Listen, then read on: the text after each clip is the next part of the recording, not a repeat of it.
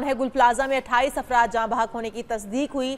आग लगने के बाद 83 अफराद ताहाल लापता हैं और डिप्टी कमिश्नर के साथ जो लापता अफराद हैं उनको ढूंढने की कोशिश की जा रही है, उनकी फहरिस्त आवेज़ा की गई है। और सानहे पर हम देख रहे हैं कि MQM हो, पीपल्स पार्टी हो, एक दूसरे पर इल्ज़ामात की बुछाड़ कर रहे हैं, एक दूसरे का गिरेबान पकड़ने की कोशिश कर रहे हैं, लेकिन आखिर इस मसले का हल किस तरह से निकल पाएगा? जी हाँ, क्योंकि मसाइल जितने भी हों हमेशा हमने यही देखा है कि ओन करने को कोई तैयार नहीं होता। कोई अच्छा काम हो तो उसकी जिम्मेदारी सब लेता है और उसका क्रेडिट सब लेने की कोशिश करते हैं। कोई सानहा हादसा हो तो उसे डिसओन किया जाता है। यही अलमिया है शहर कायद का, सबसे बड़ा शहर, सबसे ज़्यादा पोटेंशियल वाला शहर, मेट्रोपॉलिटन सिटी, और इसके बावजूद मसाइल के अंबार हैं, बल्कि उसमें कमी के बजाय आए रोज़ उसमें इजाफा होता है। तो हमारे साथ मौजूद होंगे इसी अफसोसनाक सानहे पर बात करने के लिए रहनुमा MQM ताहा अहमद खान साहब और रजब अली, जो कि गुज़िश्ता रोज़ भी हमें रिपोर्ट कर रहे थे मौके से, हमारे रिपोर्टर।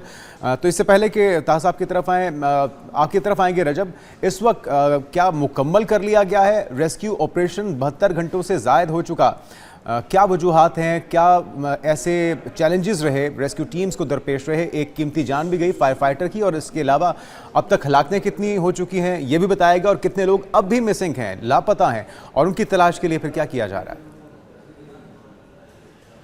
देखिए, मजमूई तौर पर जो लापता अफराद की जो फहरिस्त है उसमें अब तक जो है वो 85 नाम जो है वो शामिल हो चुके हैं। दूसरी जानिब 28 लाशें जो है वो अब तक निकाल ली गई हैं, जिनमें एक फायर फाइटर भी शामिल है। और 28 लाशों में से सिर्फ 11 की शनाख्त हो सकी है। जैसे गुज़िश्ता रोज़ 8 की शनाख्त हुई थी और रात में 3 अफराद की शनाख्त जो है वो DNA की मदद से हुई। तो यूँ इस प्रोसेस को बड़ा तेज़ किया गया है कि DNAs भी जो है वो जल्दी जल्दी मैचिंग की तरफ जो है वो जा रहे हैं। जैसे जैसे डेड बॉडीज निकल रही हैं फौरी तौर पर उनके DNA के सैंपल भी लिए जा रहे हैं। दूसरी जानब फैमिलीज़ जो लापता अफराद हैं उनकी फैमिलीज़ के भी DNA के लिए सैंपल्स वसूल किए जा रहे हैं। अब तक जो लापता अफराद हैं उनके 60 लवाहिकीन के DNA के सैंपल्स भी लिए जा चुके हैं। हमारे कैमरामैन हमारी नाज़रीन को जो है वो दिखाएंगे कि इस वक्त रेस्क्यू एंड सर्च ऑपरेशन जारी है। जो इमारत का ये दाएं जानिब का जो सालिम हिस्सा है वो तकरीबन जो है वो 60% हिस्सा है इमारत का जो कि सालिम है, और उस इमारत के हिस्से के अंदर 70% सर्चिंग का अमल जो है वो मुकम्मल कर लिया गया था कल रात, और आज फिर जो है एक मरतबा फिर इस हिस्से में जो है वो सर्चिंग की जाएगी। और साथ साथ जो हिस्सा कोलैप्स हो चुका है बिल्डिंग का, तकरीबन 40% हिस्सा जो ज़मीन बोस हो चुका है, वहाँ पर भी जो है वो आज सर्चिंग शुरू की जाएगी। जबकि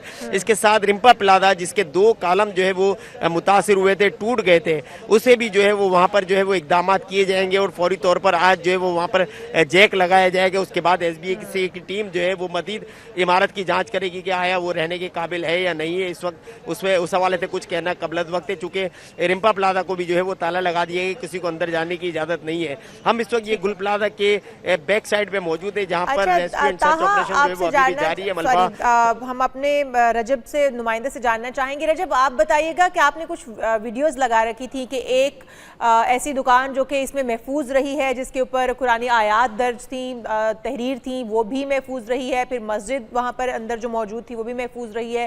कुरान शरीफ उसमें बताए जा रहे थे कि वो भी महफूज रहे हैं अल्हम्दुलिल्लाह। तो इस हवाले से भी बताइएगा कि वो इस प्लाजे के अंदर किस जगह पर, किस मकाम पर मौजूद थे और आग की लिपटें वहाँ तक नहीं पहुँच पाई हैं। देखिए, ये अल्लाह पाक की जो है वो जिंदा निशानी है। मैं अपने कैमरामैन से कहूँगा कि ये जो दाएं साइड पे अल तिजारा के साथ जो है वो मकाम है जहाँ पर अंदर जो है वो मस्जिद थी।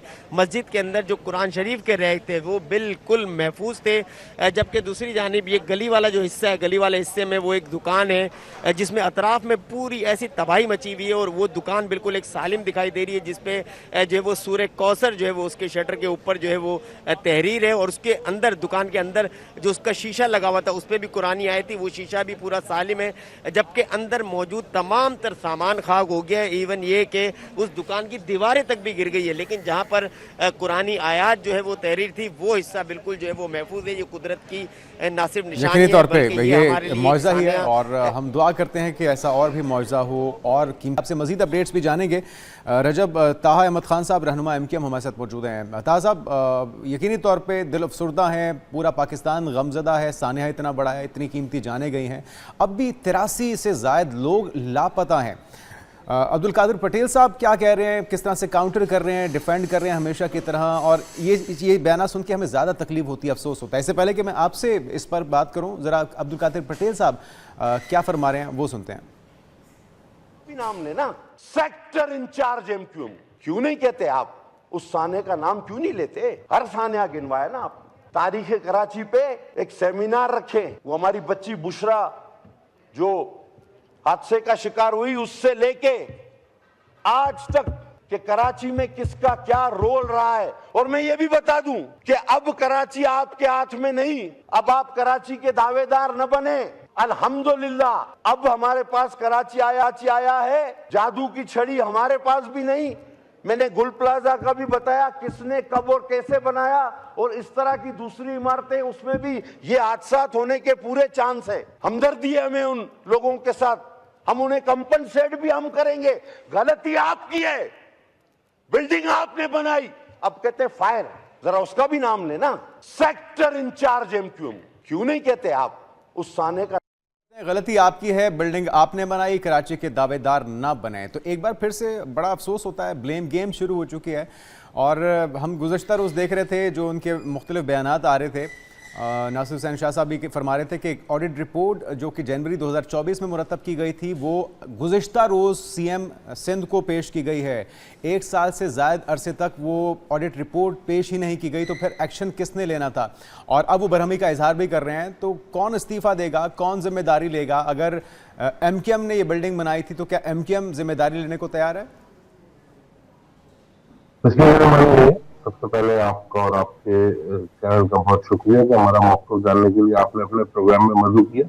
जिस दिन ये वाक़या हुआ है उसी दिन रात को मैं वहाँ चला गया था और हमारी पार्टी के काफी अरकान जो थे वो वहाँ मौजूद थे। और पहला स्टेटमेंट जो हमने दिया वो हमने कहा कि ये किसी के खिलाफ ना ब्लेम गेम करने की जरूरत है, ना साजिश करने की जरूरत है, और न ही इस पे पॉलिटिकल बैशिंग करने की जरूरत है। सियासत करने के लिए बहुत सारी चीजें मौजूद हैं। यहाँ हम आए हैं और रेस्क्यू के अमल को तेज से तेज करने की जरूरत है।